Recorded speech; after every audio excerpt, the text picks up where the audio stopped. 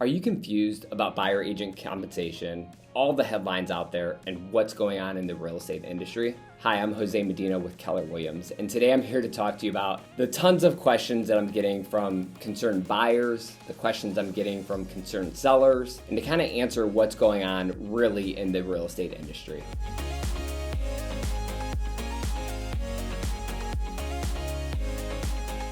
In case you didn't know, there was a recent lawsuit against the National Association of Realtors, and it was challenging how buyer agents got compensated.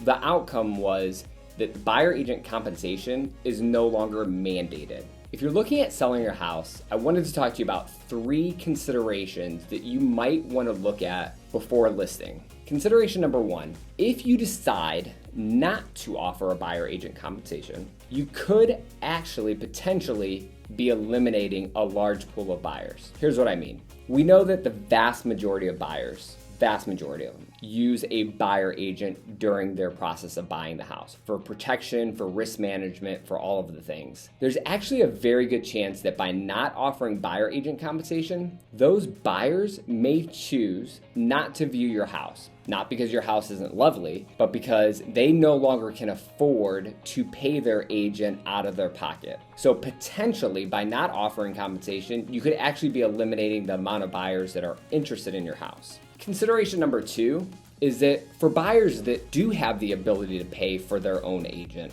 most buyers that I have talked to have limited funds when coming to purchase. We all know that prices on homes are higher now than what they ever have been. So you have to consider that that buyer is choosing now to pay for their agent.